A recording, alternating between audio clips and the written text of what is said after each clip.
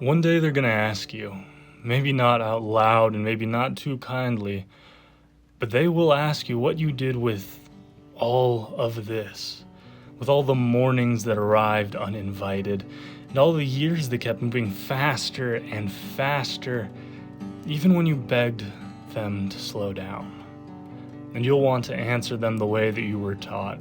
You'll want to tell them of your achievements, of your timelines, of all these neat little proofs that fit squarely into a box. You'll want to show them the simple fact that you were in some way, shape, or form useful.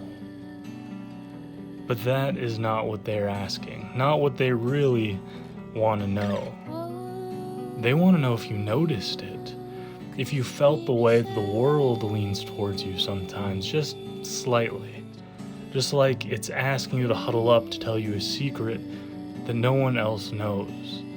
You know, this could happen in half-lit kitchens at 2 a.m, sometimes in crowded rooms, sometimes in empty streets where you realize in a sudden and not so grandiose fashion that you have changed.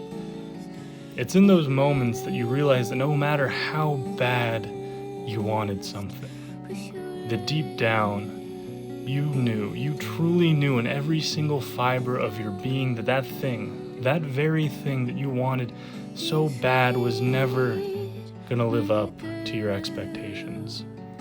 And wanting it in that moment was already enough. Now it's the little things. So tell them then. Tell them that you stood in rooms where you felt unsure of your place and you spoke anyway. Tell them that you had loved recklessly without any guarantee, because some things, and you won't always know when, are worth the risk. But you did it anyway. Tell them that you listened to that small, stubborn voice inside your head telling you to go left when everything else was screaming and shouting to go right. Tell them that you failed spectacularly, many times over again, and then laughed afterwards. Not because you weren't right, not because it didn't hurt, but because despite it all, you got up time and time again. Since sometimes you are just stubborn like that, because you learned the strange relief of starting all over again with scraped knees and clear eyes. And when finally the room goes quiet, as it always does when the questions finally press to a close, don't lament and talk about what you built or what you left behind.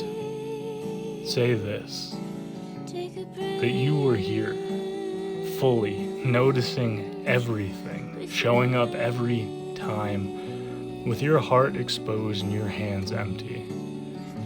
That when life had reached out and asked for a response, you did not shrink back. You noticed those birds on horizon, the dimples in their cheeks, the furrow in their brow when they smiled.